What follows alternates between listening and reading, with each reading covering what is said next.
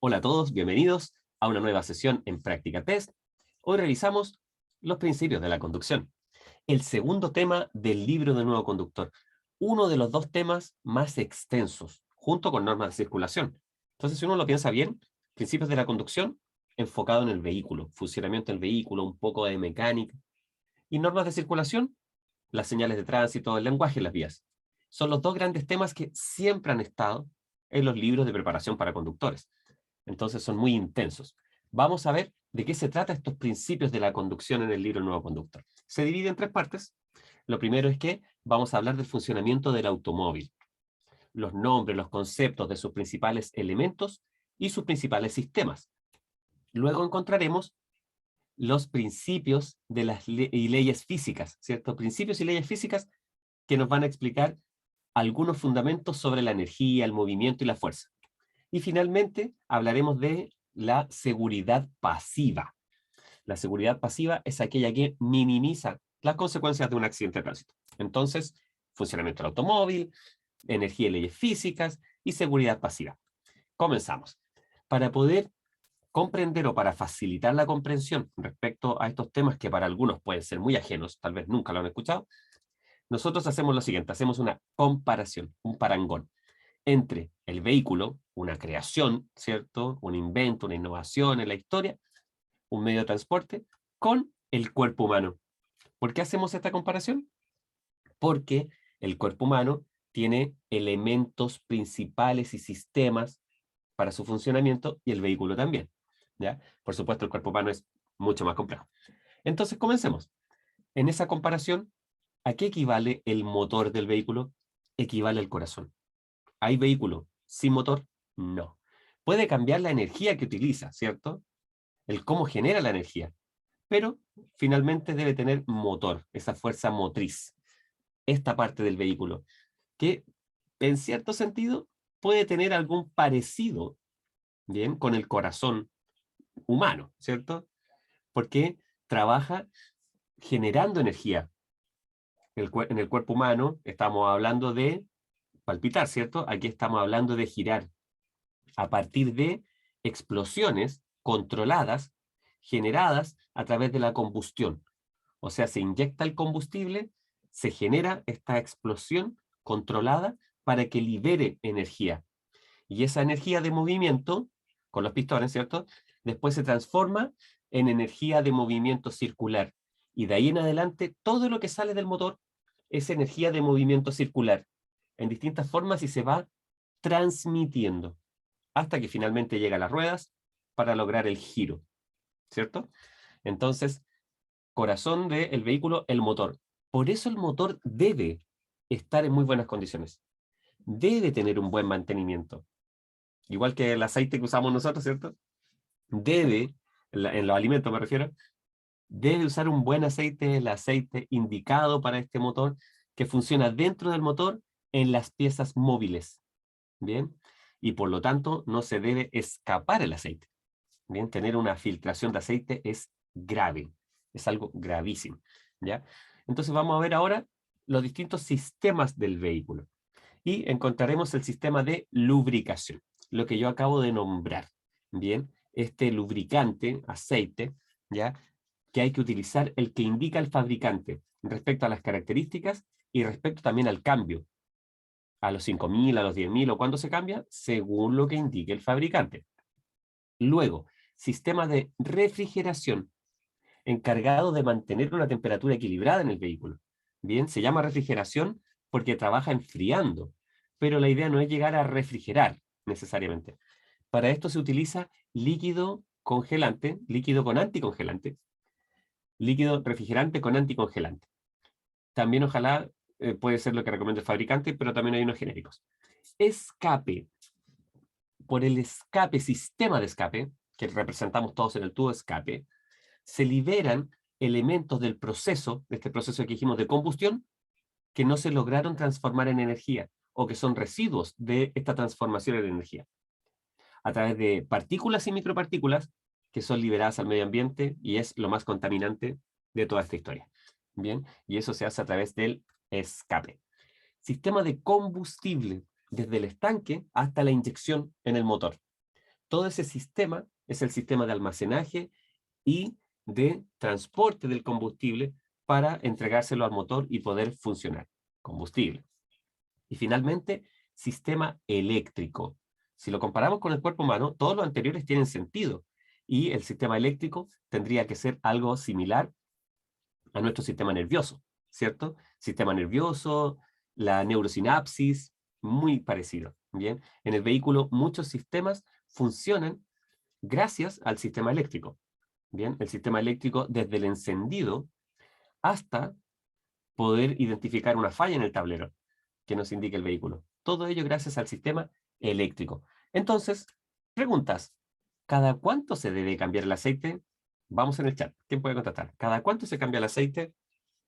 ¿A los 5.000, a los 3.000, a los 2 meses, a los 5 meses, un año? ¿Cada cuánto se cambia el aceite? Ahí están. Cada 10.000 dice Aracelis, Lucas 5.000, 3 meses Catalina. Veamos, Mica, según lo que indique el fabricante. Ahí está la respuesta correcta. La respuesta correcta es según lo que indique el fabricante. Claro, si el fabricante dice 10.000, lo cambio a los 10.000. Pero es según lo que indica el fabricante del vehículo. Siguiente entonces. ¿Qué líquido se ocupa para enfriar? ¿Cuál es el líquido que se usa para enfriar? ¿Quién lo puede saber? Cuéntenme. ¿Qué líquido se usa para enfriar? Mica dice líquido refrigerante. Líquido refrigerante dice Michelle. Aracelis también. Beth dice líquido refrigerante con anticongelante. Yo Atelis, ahí está, muy bien, ya Atelis. Muy bien. Y finalmente, si falla una luz, ¿qué se puede haber quemado aparte de la ampolleta en el sistema eléctrico del vehículo? Aparte de la ampolleta del foco que se quemó, algo más se quema. Un fusible. Un fusible, exactamente. Y ahora partimos al revés. Siguiente slide, lo hacemos al revés. Partimos por las preguntas y luego explicamos. Primero, ¿qué es conducir enganchado? ¿Qué es para ustedes conducir enganchado? ¿Qué es lo que es conducir enganchado? ¿Qué significa? Con un cambio puesto. Mica lo dijo, excelente. Con una marcha metida, dice Lucas. Con caja de cambios. O sea, es conducir en primera, o en segunda, o en tercera, cuarta, quinta, y hay vehículos que tienen sexta. Conducir con una marcha puesta. No conducir en neutro, que es al medio, ¿cierto? Que es dejarse llevar por esta energía. En Chile dicen con el vuelito. ¿Ya? No, no es conducir neutro. ¿Y por qué en pendiente es tan importante conducir enganchado? Ya sea que voy en pendiente ascendente o descendente. Porque se puede manejar a la vela. ¿Qué significa Lucas? En bajada, dice Aracelis. Lucas, puedo imaginarlo. A la vela también puede ser como un velero, ¿cierto? Un velero que depende del viento. Claro, no se debe conducir así, porque no hay control del vehículo, para perder la dirección del vehículo. Sí, Carolina, en general, para ni usar mucho el freno. Todo lo que ustedes dicen tiene sentido, porque cuando yo voy enganchado, voy controlando la velocidad. Por eso no pierdo la dirección, ni tampoco la adherencia, ¿ya? Si yo voy bajando y suelto el cambio, o sea, pongo neutro y dejo el embrague pisado, voy a sentir que va a la fuerza que entregue la fuerza de gravedad, ¿cierto? Y la fuerza de inercia. Entonces, voy a bajar muy rápido y no voy a tener control. Es muy importante conducir en general enganchado para tener control. Y ahora vamos a entender por qué se mantiene el control o qué control es el del que hablamos. Fíjense bien, aquí tenemos una imagen del embrague de qué es lo que ocurre cuando yo piso el pedal. Al pisar el pedal de embrague, lo que estamos haciendo es desembragar, o sea, desconecto engranajes, discos, ¿bien? Y cuando yo los desconecto, ¿de dónde los desconecto? Del giro que viene del motor, a través del sistema de transmisión que está aquí abajo, por eje primario y secundario, y todos esos engranajes hacen la mezcla completa que es primera, o que es segunda. Es una relación de fuerza desde el motor hacia las ruedas. Es lo mismo, la misma lógica que una bicicleta. O sea, una bicicleta tiene distintos platos, ¿cierto? Y ustedes pasan los cambios, ¿y qué hace la cadena? Se va a un plato o a otro plato. Entonces atrás tengo 7 platos y adelante 3. Entonces, finalmente, ¿qué es lo que hago con el cambio en la bicicleta? Cambio la relación. Ejemplo de relación. Acá adelante estoy en el 2 y aquí atrás estoy en el 4. ¿Se entiende? Y esa relación de 2, 4 me da cierta potencia. Bien, que puede ser, lo voy a cambiar para subir una cuesta, para bajar, para pedalear en pendiente. Bien, siempre pensando en el control. Entonces en el vehículo es lo mismo. Aquí alguien preguntaba algo. Decía Reina, entonces enganchado es lo mismo que cuando se dice en una marcha. Reina, lo correcto es en una marcha. Y en Chile decimos enganchado, pero es en una marcha, con una marcha puesta. Así que bien, Reina. Eso es justamente. ¿Cómo hago este cambio del embrague, de abrirlo y de la transmisión? Lo hago a través de la caja de cambios. ¿De acuerdo? Entonces yo primero piso el embrague, se abre o desconecta. Desconecto el motor. Sigue funcionando, pero lo desconecto. Y en ese momento estoy girando solo por inercia, porque el vehículo ya iba con velocidad. Lo desconecto, paso el cambio, entonces gira el sistema y lo vuelvo a conectar. Esa es la idea. Es como vamos conectados, girando, piso el embrague, desconecto, paso el cambio, algo giró y vuelvo a conectar. ¿Se entiende? Se desconecta y se vuelve a conectar. Y todo ello finalmente se transmite hasta la dirección para poder direccionar la trayectoria que uno requiere. Mica dice, profe, en una bajada pronunciada, ¿conviene bajarla en segunda? Mica, es muy relativo, muy relativo. Imaginemos en un City Car, ya en un City Car, los modelos más conocidos.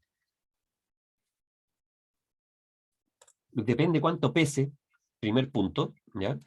Depende con cuántas personas vas, depende de si está lloviendo o no está lloviendo, depende del aire de los neumáticos, depende del estado de los neumáticos. Son muchas variables, Mica. Ponte en el caso de un camión. ¿Qué ocurre con un camión en una bajada pronunciada? ¿Ya? Tal vez tenga que bajar en otro cambio. Pero, Mica, para no confundirte con todas esas variables, es probable que en general en las bajadas te funcione bien segunda. Vas a ir más o menos frenada. Porque en tercera tomaría mucha fuerza y te impulsaría hacia adelante. Sí, en segunda puede ser, pero siempre hay que tomar en cuenta todas esas variables que te digo, ¿de acuerdo? Así que ahí está esta idea. Déjenme ver si puedo abrir algo, a ver si no funciona. Aquí lo tenemos. A ver si lo podemos abrir. Solo para mostrarle un pequeño ejemplo.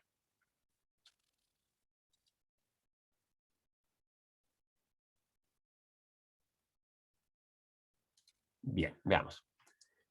Un gran mensaje de Verónica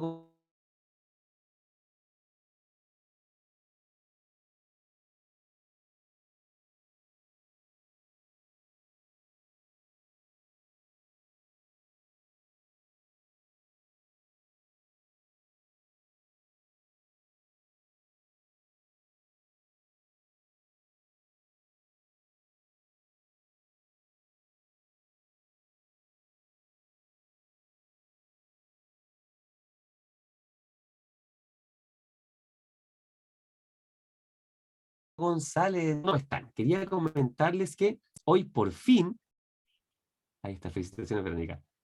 Pasé mi examen en la municipalidad de Coyhaique. Qué lugar más hermoso, Verónica. La tercera fue la vencida para mí. Excelente. Recuerda, Verónica, ningún conductor tiene una credencial que diga del examen 3 veces. Ninguno, así que no te preocupes. Las preguntas estuvieron más fáciles en comparación con otros exámenes que estuvieron muy difíciles. Quiero agradecerle a la profe por toda su clase y toda su paciencia. Muchas gracias, Verónica. A mí me sirvió muchísimo meterme en las clases muchas veces para repasar y también estudié mucho las preguntas de práctica test. Verónica, un abrazo gigante y qué lindo Coyhaique y qué rico que lo pudiste hacer. Tercera vez, no importa, no te preocupes. Eso no es en ningún caso un fracaso, ¿ya?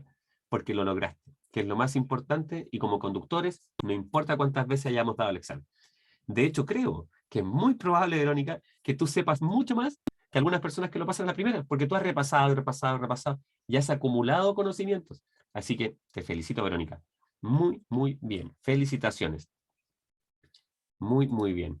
De verdad, felicitaciones. Espero que sea algo muy importante en tu vida la licencia. Así que, muy bien. Y veamos, a ver si puedo. Voy a intentarlo, ¿ya? Que quería mostrarles una imagen. Ahí está apareciendo. No, volvemos atrás. Volvemos atrás. Verónica, que esté muy bien. Cuídate mucho. Nos vemos. Cuídate, que te vaya muy, muy bien. Gracias por tus mensajes, tus palabras. Qué lindo tus mensajes. Cuídense y éxito a todos. Mira qué lindo mensaje para todos. Bien, ya continuemos.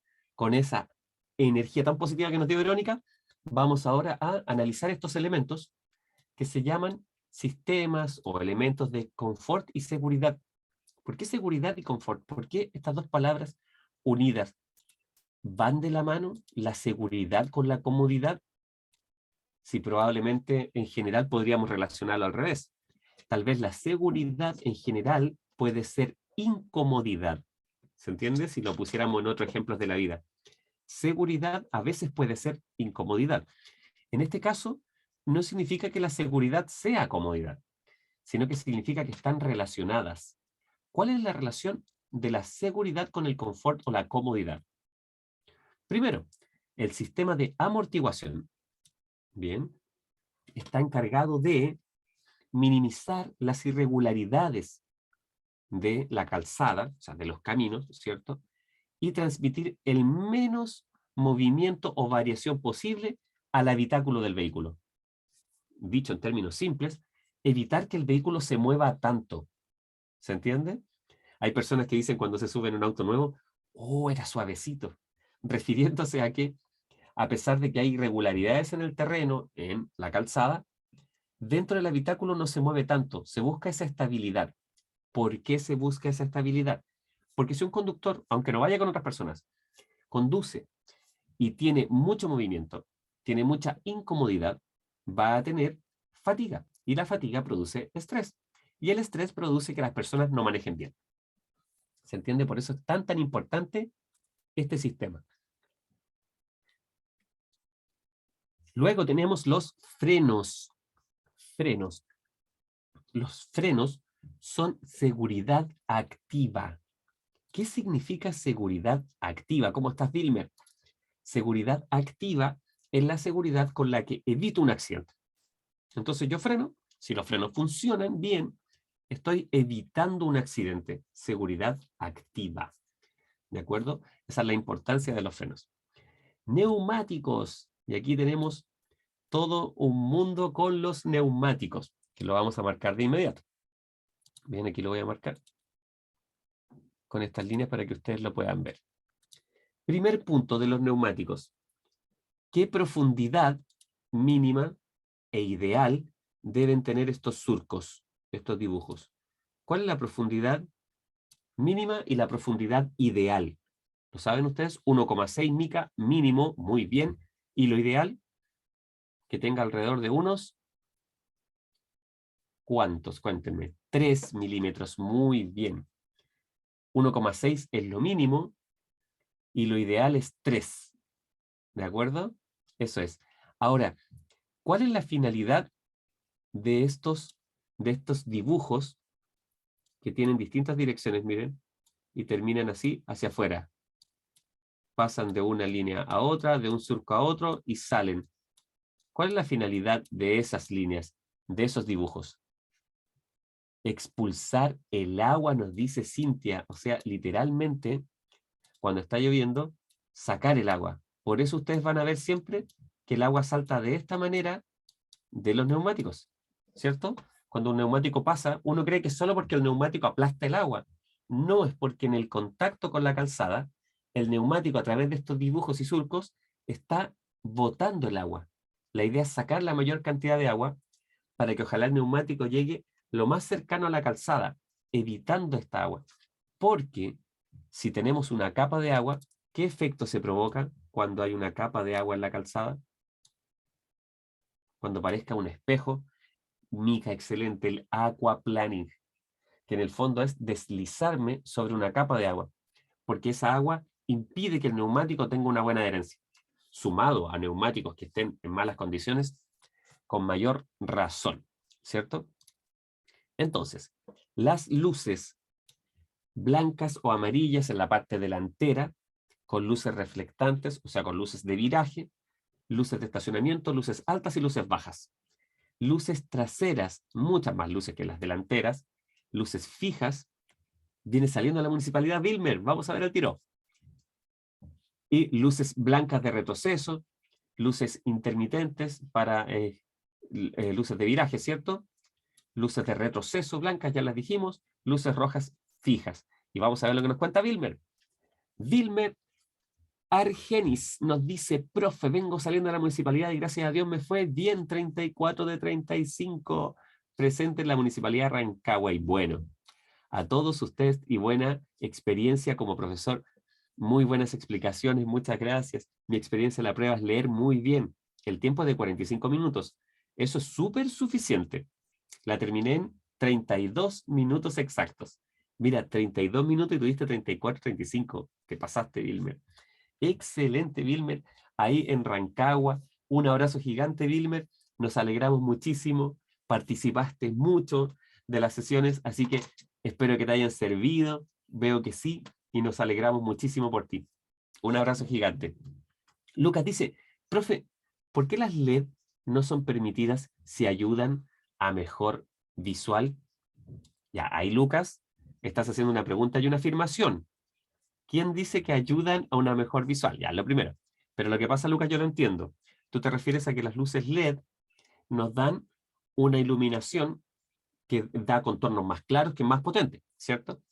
Las que están prohibidas en el fondo, Lucas, son las que no corresponden a la fabricación del vehículo. ¿De acuerdo? ¿Ya? Si el vehículo trae luces LED, no está prohibido porque las trae el vehículo. Bien, pero estas luces deben tener un nivel de proyección y los vehículos modernos, Lucas, traen una forma de medir eso, la altura de la proyección de las luces.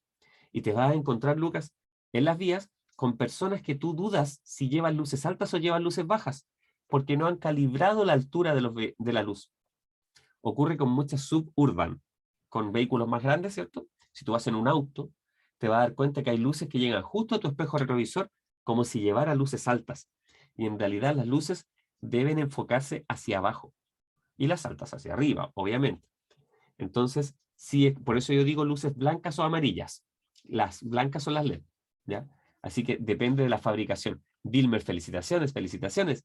Sí, dice, gracias a usted, lo recomiendo 100, gracias. Gracias a todos, aprovechen al profe. Gracias, Vilmer, cuídate mucho. Cintia, profesor, si tengo mi residencia en San Bernardo, perfecto. ¿Puedo pedir hora para dar examen teórico en otra comuna? No, Cintia. No, Cintia, porque la condición es que tú acredites residencia en la comuna. Ahora, si tú vas a acreditar residencia en otra comuna, podrías darle en esa otra comuna. Puede ser, ¿cierto? Pregunto porque en mi comuna no hay hora.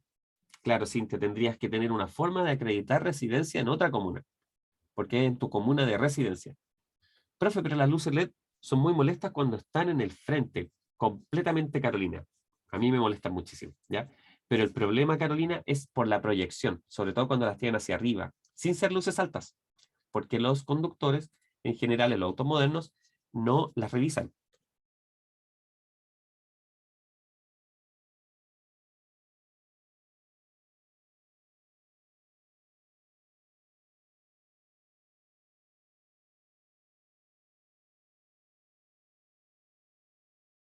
Aquí estoy, no se asusten, ¿ya?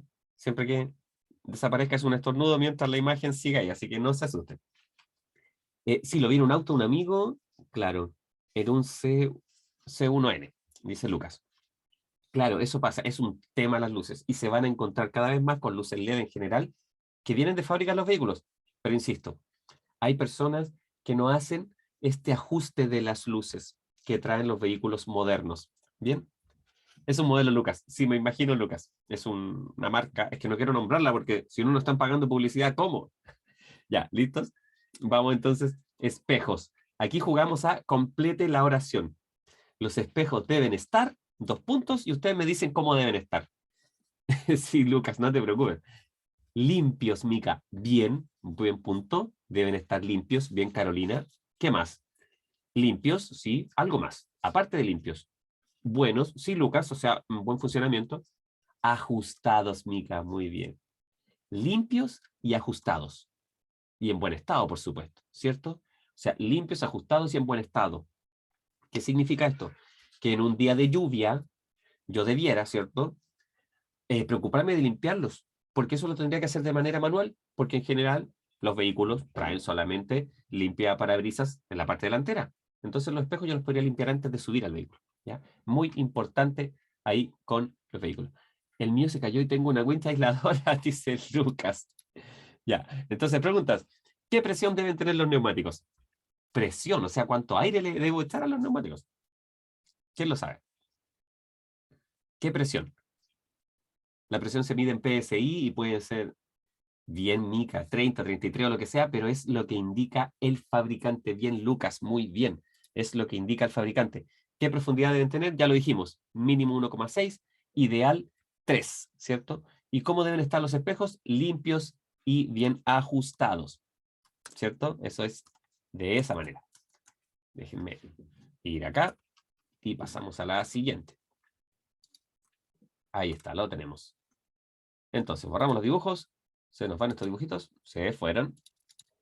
Y ahora vemos energía y leyes físicas. 3 puntos. Primero, inercia.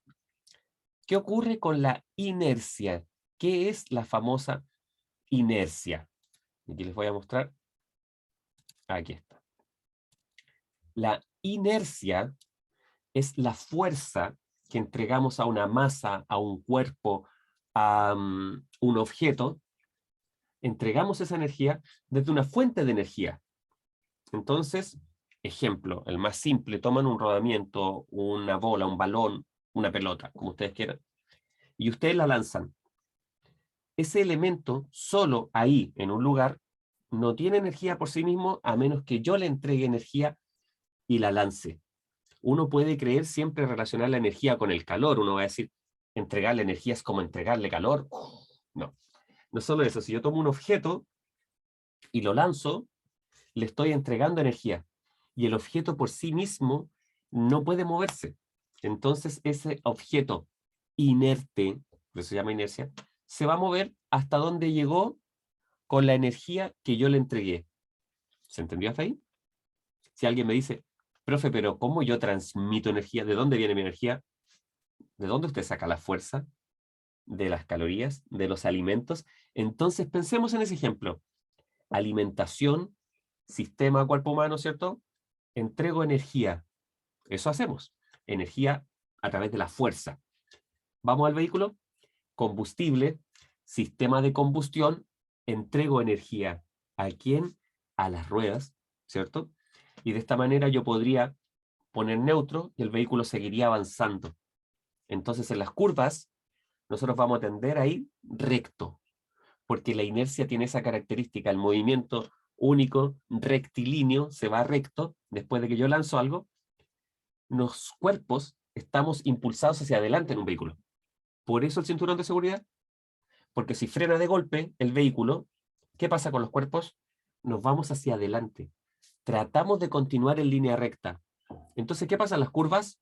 Nos vamos un poco en la línea recta, ¿cierto? ¿Qué significa esto? Que este es un buen ejemplo. Este es un muy, muy buen ejemplo.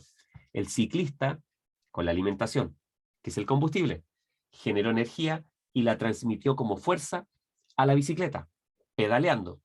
La bicicleta, si usted deja de pedalear, sigue avanzando. ¿Y por qué avanza? Avanza por inercia, ¿cierto? Porque ya le entregué energía. Si no le entrego más, va a llegar un momento en el que se le va a acabar y va a dejar de moverse. Entonces, si yo voy en bicicleta y me encuentro con un auto estacionado, como el ejemplo, y chocara de frente, ¿qué ocurriría con la bicicleta y con mi cuerpo? Intentarían continuar recto y probablemente yo pasaría sobre el vehículo, si es que es esta situación, ¿cierto? Entonces ahí sí se entiende la inercia, fuerza que me impulsa a continuar recto, ¿bien? La distancia de tensión la vamos a saltar porque la vamos a analizar en grande, ¿bien? Y veamos la gravedad. Obviamente la gravedad es la fuerza que impulsa los cuerpos y la masa hacia abajo, ¿cierto? Hacia la superficie. Entonces, este ejemplo ocurrió en Coyhaique, en la zona de Verónica, ¿cierto? ¿Qué es lo que ocurrió? Habían vehículos que estaban con una mínima inclinación, se congeló la calzada, entonces, ¿qué pasó? Se empezaron a mover los vehículos. Se movieron por gravedad. Después de que se movieron, tenían inercia, pero se movieron por gravedad, ¿cierto? Me impulsa hacia abajo. Entonces, esto marca el cómo debo estacionarme. Si me estaciono en una pendiente ascendente o descendente, ¿cierto?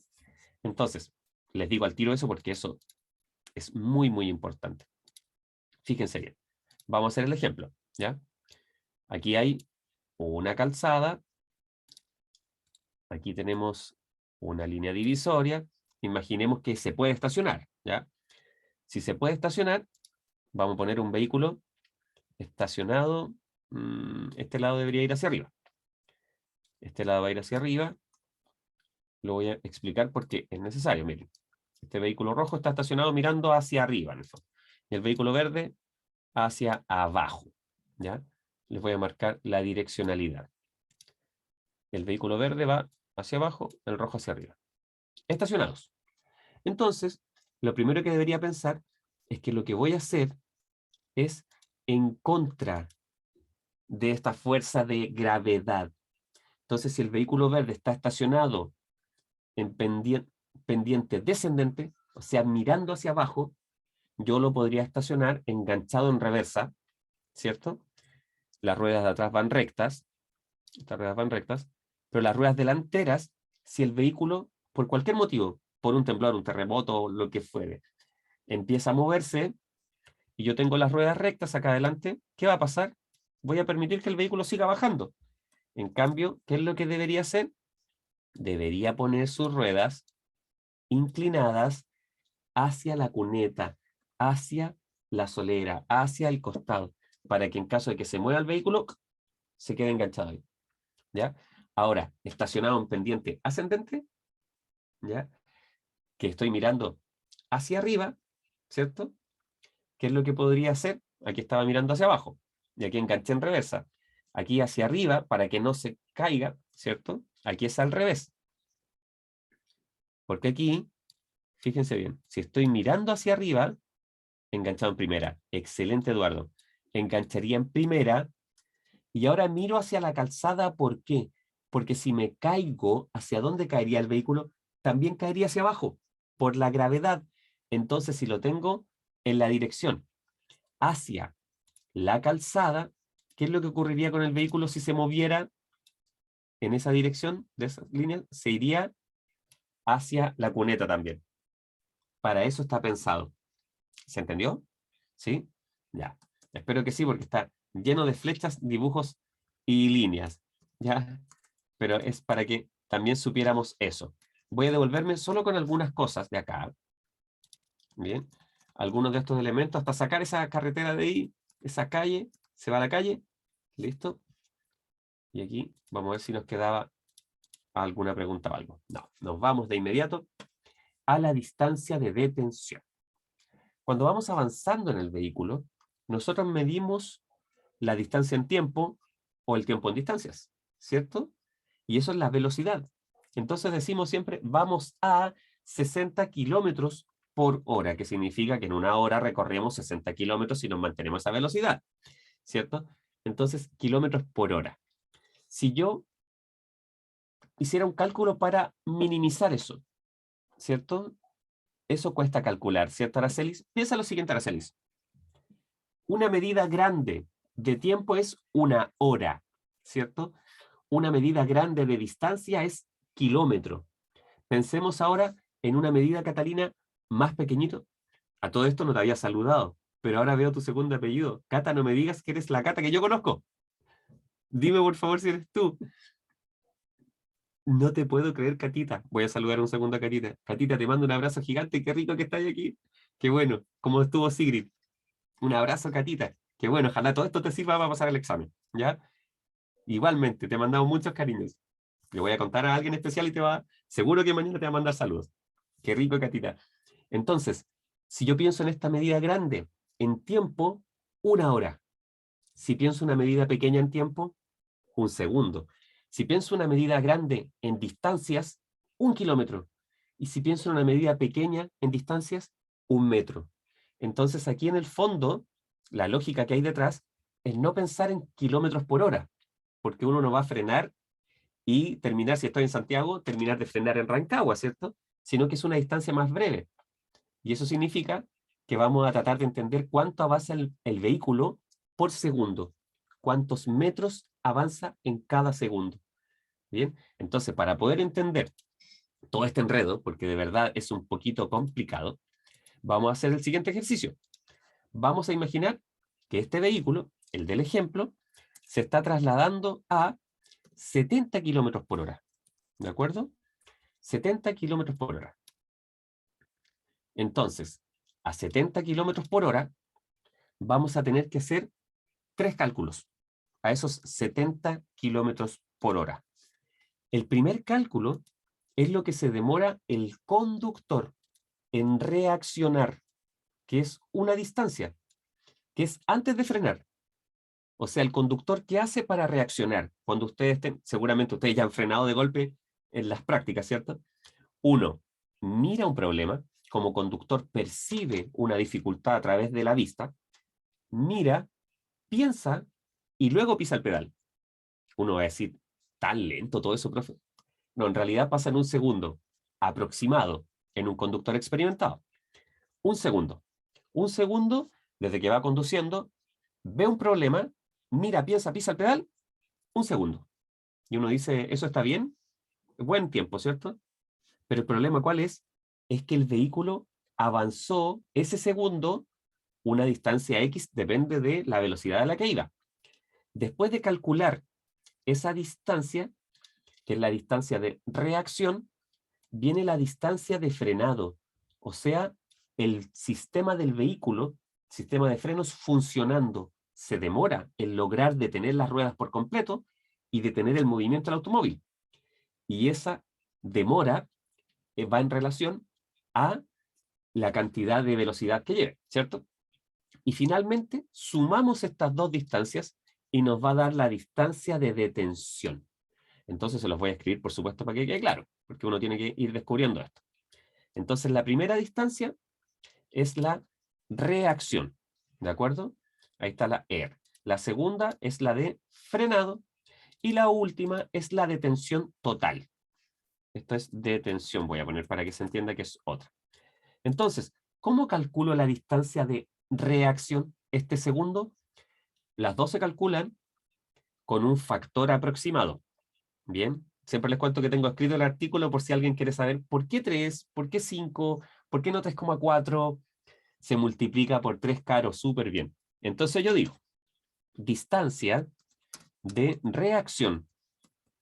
¿Cuánto es la distancia de reacción? Para recordarla, 1 segundo. En tiempo es 1 segundo, ¿cierto? 1 segundo. Ahí lo tengo. Voy a escribir segundo. Es 1 segundo. Siempre tienen que acordarse de eso. 1 segundo es la distancia de reacción. ¿Cuánto es en metros? No sé porque depende de la velocidad. 1 segundo, distancia de reacción. ¿Cómo la calculo? Tomo el 7 de la velocidad, que es el primer dígito, y lo multiplico por 3. Y eso me da, obviamente, 21 metros. Sí, Lucas, voy a darle los links al final si ustedes quieren. Son 3 artículos. Cómo se calcula la distancia de reacción, la de frenado y la de detención, pero con explicación matemática, para que uno lo pueda, el que quiere saber más, saber por qué. Y si es que quiere aprender a hacer los cálculos exactos, que son más difíciles. Esto es lo que dice el libro Nuevo Conductor. Distancia de reacción, multiplico 7 por 3 y me da 21 metros por segundo. O sea, a 70 kilómetros por hora, ¿nosotros cuánto avanzamos en 1 segundo a 70 kilómetros por hora? 21 metros. ¿Se entiende? 21 metros avanzamos en 1 segundo. Eso es harto. 21 metros. O sea, hasta aquí yo tendría 21 metros. Eso es lo primero. 21 metros. Ya avancé 21 metros. O sea que si voy a 70 y se cruza un peatón con cualquiera de las dos faltas, Jenny. Jenny, lo explico en el artículo, ya es que es más complicado. si se cruza un peatón, son dos las posibles faltas de los peatones, las más graves, que puede ser pregunta examen. Una, ok Jenny, descender a la calzada sorpresivamente. Dos, cruzar el lugar no habilitado. Si un peatón hace eso, uno o más peatones, los voy a representar acá para que se entienda la idea, un peatón o varios peatones por 5 my mouse, ya vamos a eso.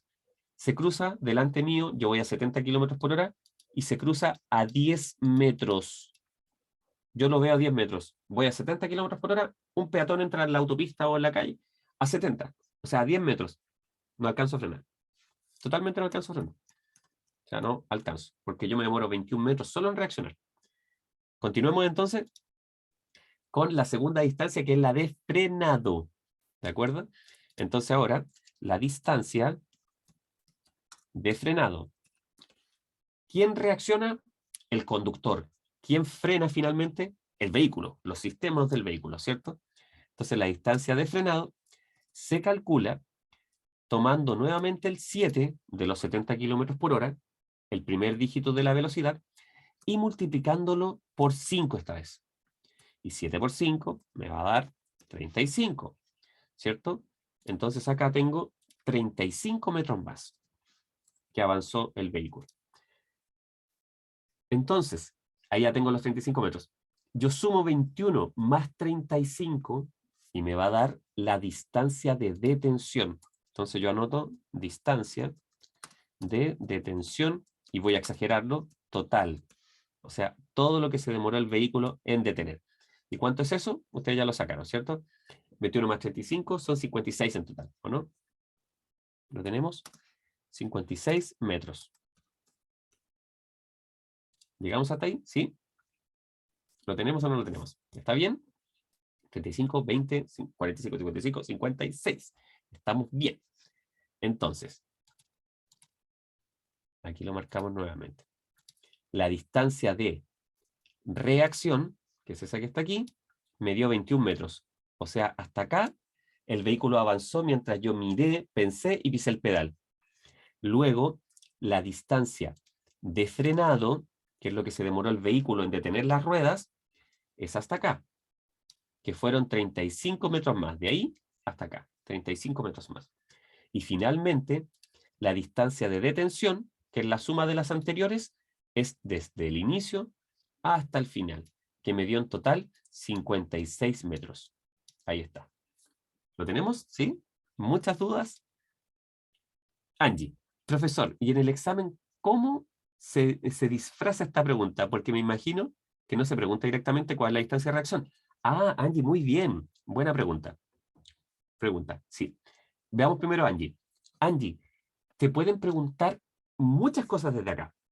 Primera, o sea, las primeras tres preguntas simples, rápidas y lógicas. Distancia de reacción.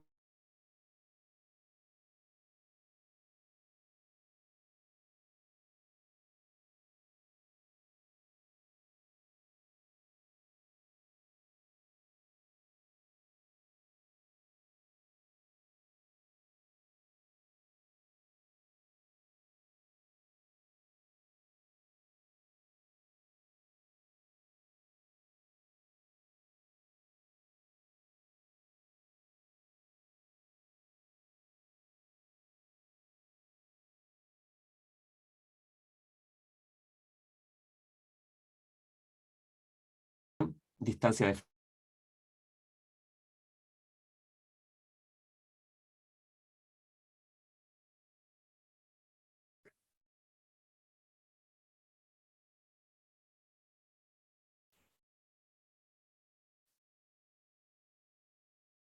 Ya, aquí estamos de vuelta. Ahí están todos, ¿sí? ¿Todos retomaron? Ya, sí, aquí aparecemos. Entonces, volvemos a lo que decía Angie, ¿cierto? Sí, se perdió el chat, pero no importa. Recuerdo lo que decía Angie y lo vamos a anotar. Fíjense bien. Aquí está. Posibles preguntas desde acá, desde la distancia, de las distintas distancias. Una pregunta, distancia de reacción. ¿Cuál es la distancia de reacción a X velocidad? Otra pregunta, ¿cuál es la distancia de frenado de un vehículo que se traslada a X velocidad. ¿Cuál es la distancia de detención total? Ahí está. De un vehículo que se traslada a X velocidad. Y fíjense en esta siguiente pregunta. ¿Cuántos metros avanza un vehículo en un segundo a 70 kilómetros por hora? Por dar el ejemplo. ¿Cierto? Como pregunta.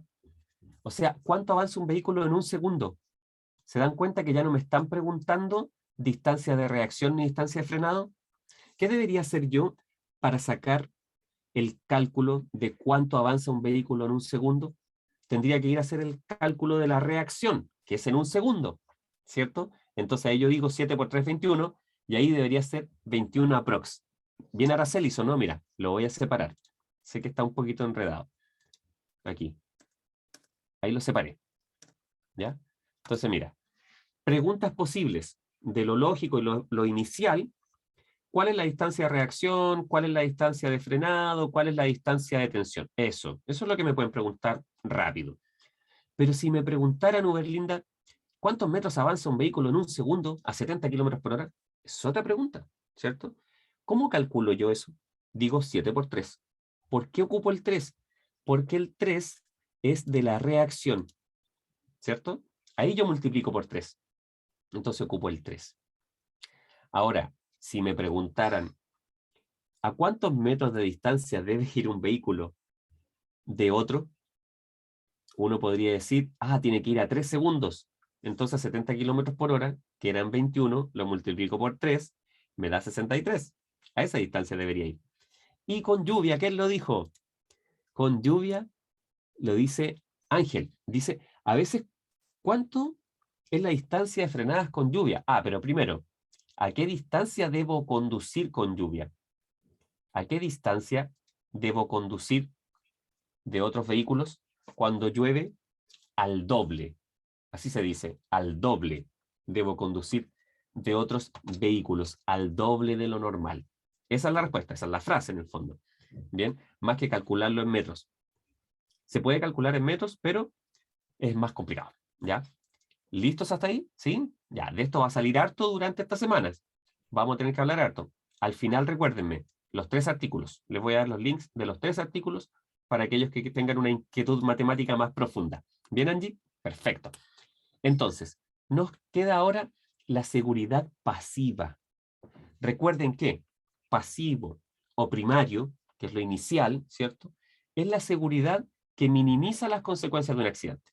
O sea, uno se sube a un vehículo, se pone cinturón de seguridad, que es obligatorio. Si yo no me pongo el cinturón en el examen práctico, me reprueban, ¿cierto? Me pasan una multa si no lo uso. Me pongo el cinturón. Lo estoy haciendo bien exagerado. Me pongo el cinturón. Una persona que se puso el cinturón no chocó, evitó un choque. No, lo que evitamos con el cinturón de seguridad es que si alguien llega a tener una colisión, las consecuencias para el que va con cinturón son menores que de las que el que va sin cinturón. O sea, minimiza las consecuencias del accidente. Entonces, profe, nunca recibo el link, lo voy a enviar a mouse, paciencia. Entonces, si ustedes mezclan el funcionamiento de estos 3 elementos que estamos viendo, que deben ser un trabajo conjunto, cinturón de seguridad, airbag, que no cumple su función sin el cinturón, y apoya cabezas a buena altura, que es a la altura de los ojos, ahí estoy realmente utilizando la seguridad pasiva para minimizar las consecuencias de un accidente. Bien, entonces ahora vamos a hacer nuestro test, y después del test, los links del test de ayer, el test de hoy, y los 3 artículos. Bien, les tengo que pasar 5 links hoy al terminar. ¿Listos? Y si hay un grupo, ahí dense los contactos porque a veces funcionan súper bien. Vamos entonces a nuestro test de hoy de funcionamiento del automóvil. Desde ahora, lo voy a agrandar acá. Ya, comenzamos. Primera pregunta. Los sistemas de seguridad activa ayudan al conductor a, recuerden, recién vimos pasiva, pero la activa, los sistemas de seguridad activa, My Mouse dice B. B, aquí está. B, ¿quién más dice B? C. Ani dice B. Carolina dice B. Ahí está. Valesca, Ángel dicen B. Dejamos la B. Perfecto. Gabriela dice, yo también quiero estar en el grupo. No sabía que tenían un grupo acá. Cada cierto tiempo, las personas que están conectadas arman un grupo y comparten ahí sus experiencias. Fernando Adams nos dice B. Las variables a considerar sobre la caja de cambios son. Las variables a considerar sobre la caja de cambios son. Las variables a considerar sobre la caja de cambios son. B dice My Mouse, Uberlinda dice B, dejamos la B. Siguiente. ¿Por qué no se debe conducir presionando el embriague durante más tiempo del necesario? Cuéntenme ustedes. ¿Por qué no se debe conducir presionando el embriague durante más tiempo del necesario?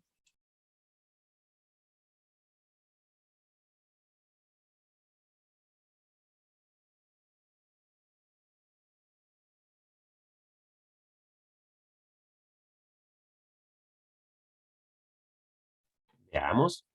Gabriela dice B, o sea, otra vez B. Perfecto. Ahora, ojalá cambie la alternativa. Marque la afirmación falsa con respecto a una frenada de emergencia. Afirmación falsa. Bien. Pisar suavemente el freno en una frenada de emergencia. Evitar pisar y soltar el freno de forma sucesiva. Hay que dirigir la vista hacia el espacio libre.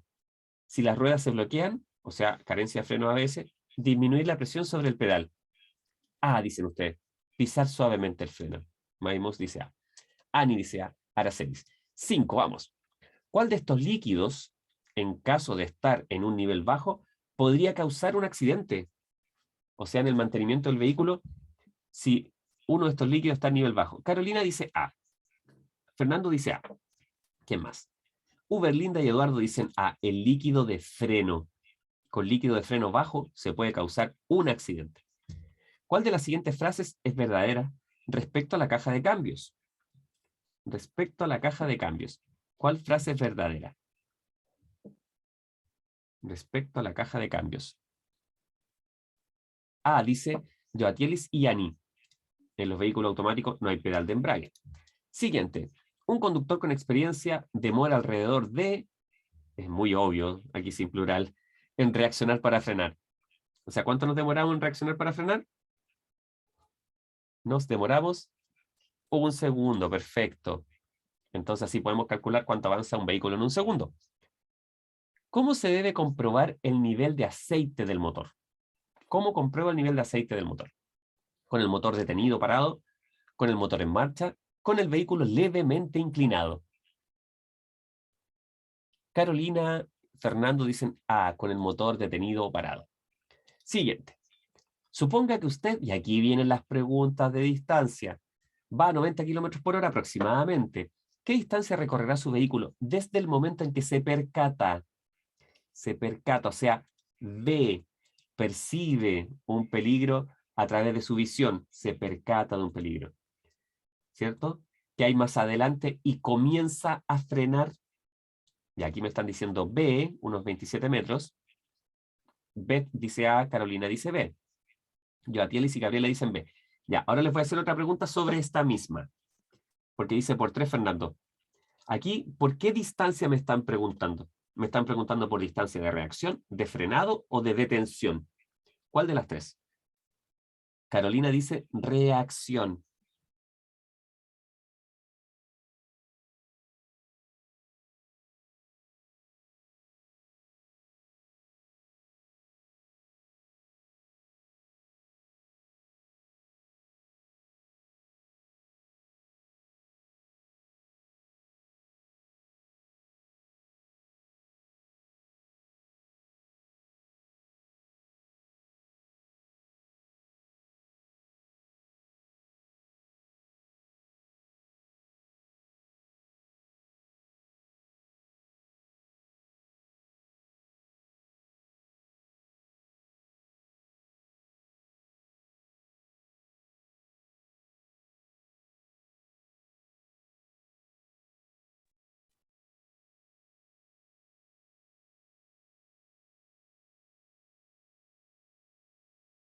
Ahora sí, ¿listos?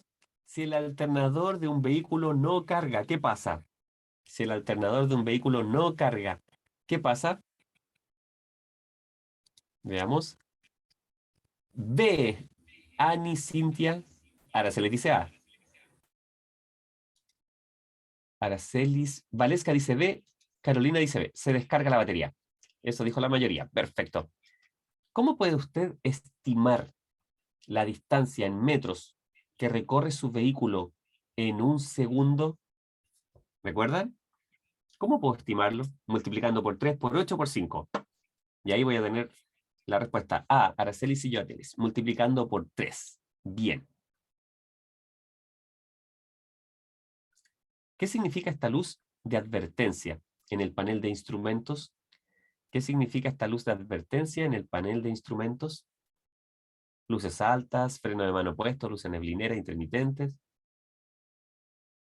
D, intermitentes de advertencia de peligro. ¿Es aconsejable utilizar prendas de ropa gruesa para que aumente la eficacia del cinturón de seguridad? ¿Tiene relación con la ropa? Ah, falso, dice Annie y yo a Tielis. Eduardo también dice que es falso. Si la parte trasera de su vehículo patina hacia un costado, la parte trasera, ¿frenará bruscamente? ¿Debe girar las ruedas delanteras con el mismo sentido de la patinada? ¿Debe girar las ruedas delanteras con el sentido contrario de la patinada? Uber, Linda y Annie dicen B, en el sentido de la patinada. O sea, el vehículo se fue hacia la izquierda, yo giro hacia la izquierda también. Bien. 15. ¿Qué referencia se debe tomar para regular el apoyacabeza? Acá, atrás. ¿Qué referencia se debe tomar? El tamaño del asiento, la comodidad del conductor, la altura a nivel de los ojos. Araceles y Ani, la altura del nivel de los ojos. Si durante la marcha del vehículo se desconecta un cable de bujía, sucede lo siguiente. El motor deja de funcionar, el motor gira a la mitad de las revoluciones normales, el motor pierde fuerza. ¿Qué ocurre? Eduardo dice A, que el motor no funciona. Jenny dice C. Uberlinda C, Beth A. Va ganando C. ¿Vamos por A o por C? Díganme ustedes. ¿A o C? C, dice Annie. Vamos por la C entonces. Siguiente. ¿Cómo se deberá estacionar su vehículo, un vehículo, en su vida?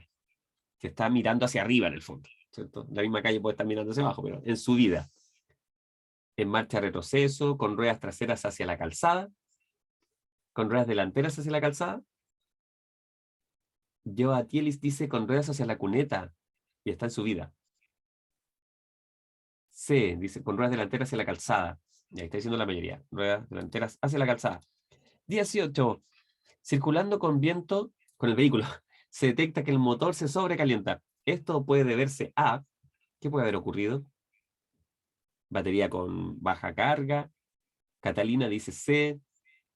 Uberlinda, Eduardo dicen B. Circuito de refrigeración obstruido. Uberlinda dice eso mismo. Está entre C y B. Valesca y Beth dicen C. Gabriela dice B. Beth dice C. B, dice Lucy Aracelis. Ya, B, Aracelis. De nuevo vamos a B. Penúltima. Usted transita, al transitar su vehículo por vías rurales, como norma de carácter general durante la noche deberá hacerlo con luces altas bajas o luces de estacionamiento. Aracelis dice A, altas. Gabriela y Joatielis también. Bien, vamos a la penúltima, o sea, la última. Con pruebas de frenado podemos eliminar la humedad en los tambores de los frenos. No, siempre es efectivo, verdadero o falso. Con pruebas de frenado, que es pisar el freno. Valesca dice con Carolina, Valesca dice A, Reina dice B, Joatielis dice B. Lucy dice B, ya, vamos a la B. Y revisamos de inmediato, a ver si hay algo malo. Hasta la 9 todo correcto. Veamos antes de eso. Todas correctas. Espectacular. Esto está genial. Súper, súper bien. Todas las preguntas correctas. Ahora, recuerdan, todos los links que les tengo que entregar, dijimos que eran 5, ¿cierto? Entonces vamos a los 2 primeros. ¿Cuáles son los links que les voy a entregar? Les voy a pasar la pregunta de frenado. Ya, esperen un poquito. Les voy a pasar 2 links que si ustedes hicieron un grupo de WhatsApp, se lo pueden enviar y compartir. Porque cada persona que está conectada a Práctica Test le da un clic, ojalá en computador, y va a poder abrir este mismo examen que acabamos de hacer. La idea es que lo puedan estudiar, ¿ya? Y llevamos 2 que corresponden a martes y miércoles de este ciclo. Entonces aquí les entrego para todos, ahí está, los dos links. Ustedes los pueden compartir, ¿de acuerdo? Ahora les voy a entregar los links. Los voy a cambiar aquí. Los links de los artículos. ¿Se acuerdan que hay artículos de distancia de frenado? Ya, les voy a pasar los 3 artículos. Entonces, ¿cómo calcular? Distancia, frenado. ¿Cierto? ¿Cómo calcular la distancia de frenado? Según práctica test. Distancia de frenado. Y tenemos una. Luego, la distancia de reacción. Y aquí tenemos otro. La distancia de reacción y la distancia de detención. ¿De acuerdo? Y ahí está el siguiente. La distancia de frenado, distancia de reacción. Bueno, llegando a uno van a llegar a los otros también. Les cuento que ahí van a poder entrar. Y aquí están. Tiene un poco de publicidad, pero se pueden ver fácilmente. Eso es. Bien, entonces les muestro para que ustedes puedan ver de qué estoy hablando. Aquí está, miren. ¿Lo ven? Este artículo se llama ¿qué es la distancia de frenado y cómo calcularla? Bien, y aquí ponemos la distancia de frenado y cómo calcularla. Y aquí está la de reacción. ¿Cómo calcular la distancia de reacción? Bien, y esto los va a enviar también a los otros artículos, ¿ya? Así que les voy a dejar el de distancia de reacción. Con este van a poder llegar sin problemas. Vamos entonces aquí al chat, se los envío para que lo compartan también en su grupo, ¿bien? Ahí está el artículo para que lo puedan compartir, ¿bien? Y alguien preguntaba, qué bueno que se dieron los datos. Hola, me agregan, sí, muy bien. Me pueden agregar al grupo. La pregunta de frenado, Angie. ¿De frenado? Ya, vamos a la pregunta para Angie y con eso vamos a cerrar, ¿ya? Con la pregunta de frenado. Ahí cambió. La pregunta de frenado. Déjame volver. Estamos hablando de... Mira, esa es una de frenado. Esa era una... Aquí, obviamente, no hay que pisar suavemente el freno si yo freno de emergencia. Y más arriba tenemos la de distancia, que era la de calcular a 90 kilómetros por hora. Aquí está. Ahí está, esa es. Esta pregunta, que si ustedes ven bien, habla de la distancia que recorrerá su vehículo del momento en que usted se percata de un peligro. O sea, aquí está hablando de... Déjeme aparecer. Recordad que no está en la cámara. Uno ve un problema, piensa y pisa el pedal. Ese proceso se llama reacción, Reina, ¿cierto? Reacción. Entonces, por eso aquí lo que hicimos fue multiplicar por 3. ¿Qué multiplicamos por 3? El 9. Entonces dijimos 9 por 3, 27. Fue un cálculo rápido, ¿cierto? De calcular cuánto nos demoramos en reaccionar a 90 kilómetros por hora. Nos demoramos un segundo y avanzamos en total aproximadamente 27 metros. ¿De acuerdo? Bien, chicos, de nada, Angie. Nos vemos mañana. Que estén muy bien. Un abrazo, Catita. Cuídate, bienvenida. Nos vemos mañana. Que estén muy bien. Cuídense. Que les sirva mucho su grupo y que estén súper, súper. Nos vemos. Chao, chao.